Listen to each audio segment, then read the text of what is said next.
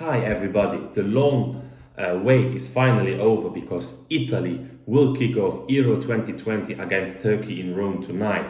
As we all know, it's the first game in a long time for the Azzurri, who failed to qualify for the last World Cup in Russia 3 years ago after coming up short against Sweden in the playoffs. Whereas the European Championship that was supposed to take place last year have been delayed to this year due to the coronavirus pandemic and all the implications. The last time Italy played at the European Championship was against Germany on July the 2nd, 2016. That's now 1,806 days ago. So it's fair to say that Italy's first involvement in a major tournament game is long overdue. And let's see how they fare against Turkey tonight. But I want to give you some some interesting facts that you may not know or may not think about. So let's start with the first time that Italy won the European Championship in 1968. They won it at the first time of asking, because it was the first ever time that they qualified for the Euros after missing out 4 years previously and being ineligible in 1960. Italy won that Euros after beating Yugoslavia in the final. They required 2 games. They kind of, nothing could separate Yugoslavia and Italy in the first game, but Italy got the better after seeing off the Balkans 2-0 in the replay. That was the first time they won it, and well, I don't know if it's the right term to use, but ironically, or as fate had it back then, it coincided with the Hong Kong pandemic, which claimed between 1 and 4 million lives. And just like this year, when the coronavirus pandemic has, of course, affected all of our lives and claimed 3.7 million lives worldwide, could this be an omen? Because, as I said, the last time Italy won the Euros, a huge pandemic named the Hong Kong pandemic broke out. So, could this be an omen? Can Roberto Mancini side repeat history? It remains to be seen. I mean, if you're an Italian football fan, or if you're Italian, all you can do is hope for it.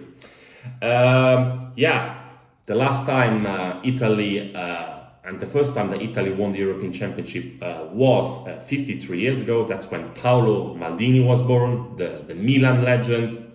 And Italy qualified 9 times for the Euros. This will be the 10th time. And they only lost the opening game of a tournament once against Holland in 2008. They drew 0-0 against the Soviet Union in 1968. They drew with the same scoreline against Spain 12 years later in 1980, after failing to qualify for the 1972 and the 1976 Euros. Then they drew against Germany in Düsseldorf in 1998 after failing to qualify for the French Euros 4 years previously. They beat Russia in 1996 when Gigi Casiraghi scored that famous brace at Old Trafford in Manchester. Italy then won against tonight's opponent in Arnhem, Turkey. Against Turkey in Arnhem 2-1 when Conte gave Italy the lead with that spectacular overhead kick before Okan restored parity for the Turks after a poor judgment from Francesco Toldo. He anticipated Toldo and flicked a header into the back of the net before Filippo Inzaghi won and converted the penalty. And then in 2004, in the famous game when Francesco Totti spat at Christian Paulsen, the game also finished 0-0, like in 1968 and 1980 against Denmark this time. Italy then drew against Spain in 2012 after being brushed aside by the Netherlands 4 years earlier in Switzerland, and then eventually they also won their first game against Belgium in Lyon 5 years ago, 2-0. So That's now about the stats, but something you may not know. This is the first time ever Italy qualified, as I said, 9 times for the Euros, but it's the first time that Milan have no outfield player with the Azzurri. The only Milan player in the roster is Gianluigi Donnarumma, but he's not even a Milan player anymore because he's on the verge of signing for Paris Saint-Germain. So Milan have not a single outfield player in the team. They had some big names in 1968 like Rivera, Lodetti, Prati, Rosato. They had some big defenders like Franco Baresi, Colovati, Maldera, Buriani in 1980, and then of course in 1988, that was when Milan dominated world football. They had Baresi, Maldini, Ancelotti and Donadoni, who were with the Dutchman, part of that legendary Milan side who shocked the world, who marked an era. And then in 1996, the three Musketeers, Demetrio Albertini, Billy Costacurta and Maldini, featured in England. 4 years later, it was the turn of Christian Abbiati, Paolo Maldini, Albertini and Ambrosini. And then in 2004, Milan had Nesta, Gattuso and Pirlo with the Azzurri. 4 years later, it was Gattuso, Pirlo and Ambrosini who flew with Italy to Austria and Switzerland.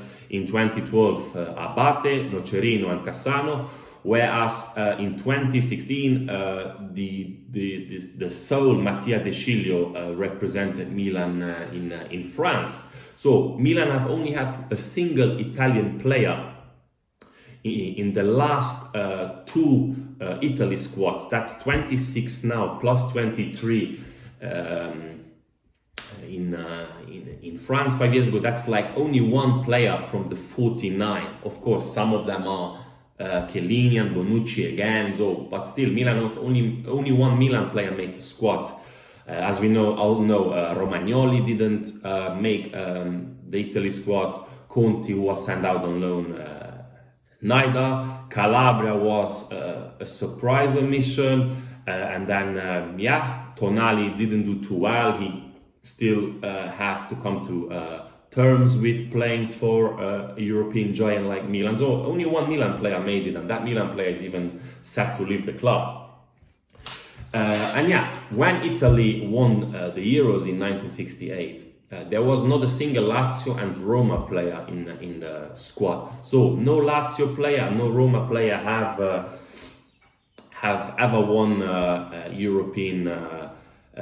European Championship, and Lazio has a couple of players this time around, like Immobile, Acerbi. Roma have Spinazzola, unfortunately not Pellegrini, because he has to sit out after picking an injury, and as well Brian Cristante. So Roma have 2 players and Lazio have 2 players, if my memory serves me well. If Italy win the Euros, these 4 players will be the first ever Italian players from a capital club to seal glory.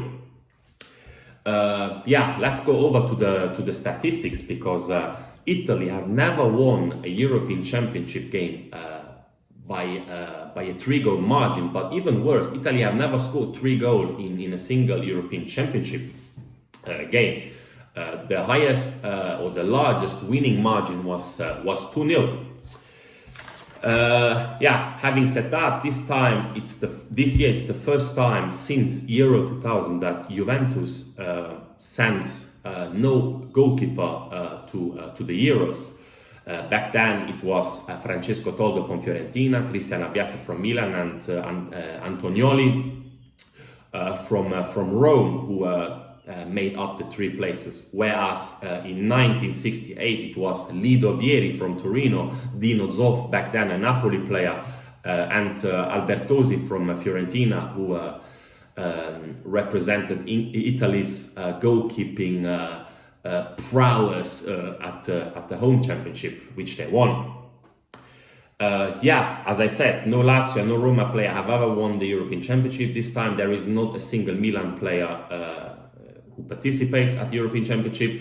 But let's go over to some curious fact, because do you know that Mario Balotelli is Italy's highest scoring player at the European Championship. He scored 3 goals at Euro 2012, which was his sole participation. Of course, most of us remember that famous brace against Germany in the semi-final when he probably single-handedly fired Italy to the final against Spain, which they lost 4-0, which is to this day the worst defeat that Italy suffered in a Euro game, 4-0, whereas they won 8 times by a 2-goal margin.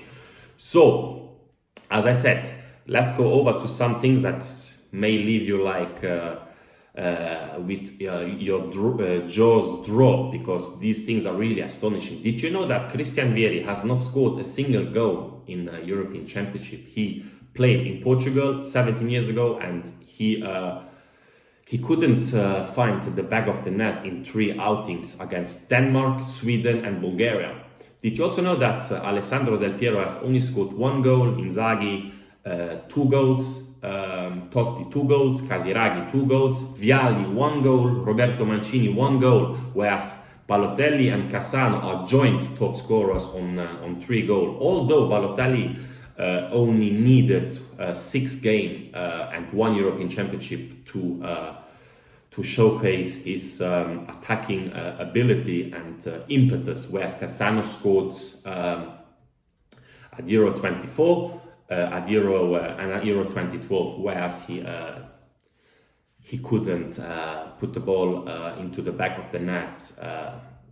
In Austria and Switzerland, the tournament sandwiched between Cassano's goal heroics. So that's some things that may leave you open-mouthed. But did you also know that Chiellini played 12 games at the European Championship, whereas Cannavaro and Baresi played 12 games together? Chiellini alone has featured 12 times, whereas Cannavaro 8 times, and Franco Baresi a surprisingly low 4 times for the Azzurri, and that was in 1988. As I said, this is going to be a tournament where France are, for me personally, the favorites, because they have a winning mentality, they have confidence, they kind of won the World Cup, they have probably the best player of the tournament, Kylian Mbappe, they have the best midfield in my opinion. Kante and Pogba are together, unbelievable. And if to that you add Rabiot and then Griezmann and Mbappe, and then up front as well with the returning Benzema, they have some abundance. They have an abundance of world-class strikers, and even Giroud. Some may say, he's not my cup of tea, but he's consistent. He's only 4 goals short of breaking Thierry Henry's goal scoring record for Les Bleus, so it's no mean feat what he's achieved. And as well, they have the best bench with Coman, with other high-profile names. So France look for me destined to do the double, like in 1998-2000 when they won consecutive tournaments. If they do it this time, it will be the first country ever to win back-to-back World Cup and Euros 2 times, and it will also mean that Didier Deschamps will go down in history as the first player, as the first person to win both competitions as both a manager and a player. And apart from that, Belgium has as well a good squad, but I really doubt that they will have enough to deal with pace, strength and power when they are on the back foot. Vertonghen is not the youngest anymore. He remains an elegant and reliable defender, but he's 34. Vermaelen is playing his club football in Japan. Alderweireld hasn't really had the best of seasons with Spurs. So Belgium have an Achilles heel, and that's at the back. And even Eden Hazard, their main star, has had an underwhelming season with Atletico Madrid, with Real Madrid, sorry. And and history is against them. They've never won anything. The best they achieved was 2nd place in 1972. And that's why I think France are the favorites. But you can't write Italy off because they are strong as a squad. Their midfield has a combination of pace, of tactical guile. They are very good in transition. Barella, Jorginho, and Locatelli. Yeah, it's a squad that has probably in the attack its weakness with Immobile and Belotti struggling to replicate their Lazio and Torino form respectively. So, and also with Donnarumma in goal, whose future is still uncertain. He's going to Paris Saint-Germain, but anything can happen until until he puts pen to paper and signs the contract. So I think France are gonna definitely make the final, but England as well. They saw some brilliant players come through over the years, like Mount, like Declan Rice, like Foden, of course, and they also belong to that bracket, especially because if they win all of their games in the group, if they finish first in their group, they would play all of their games at Wembley, they're at the quarterfinal, and that could recreate like the spirit of 1996. So my favorites are Italy, Belgium, not in that order, Italy, Belgium, France, and England, but you should never write off Germany, you should never write off Holland. Turkey can be the dark horse of the tournament because they have some brilliant players like Burak Ilmaz, Yazici, Çelik, who won the league with the Ligue 1 title with Lille. They have Çalhanoğlu from Milan. They have Kabak from Liverpool, who's of course not staying at Liverpool, but I think in the national team he's much better. He's a different proposition from the player that we saw at Schalke or at Liverpool recently. They have Soyuncu, he's a beast. He takes no prisoners, this guy, whenever he plays for Leicester alongside Johnny Evans. They have the likes of Demiral from Juventus. No, they have some brilliant players. Yokojlu from West Brom. So if I have to tip who's going to win the tournament, I'm going to say France. Italy will at least make the semi-final. Germany may even struggle to get out of their group, but if they get out of their group, they can catch fire. And never write off Germany. They may struggle against Portugal, against France, and maybe against Hungary as well, because Hungary want to avenge that Wunder von Bern in 1954 when they were the best team of the tournament with Puskás and all the other Hungarian stars, and then Germany out of nowhere pipped them to World Cup glory. So they may give everything against Germany. But as I said, if Germany qualify out of the group, they can be hard to beat afterwards. And apart from that, I can't see Spain ruffling many feathers. Portugal have, with France, the best depth in squad, but I can't see them win back-to-back tournaments. Already 4 years ago it was, I don't want to say luck, but it was, they won, how many games did they win? They drew 3 times in the group stages, and then they drew against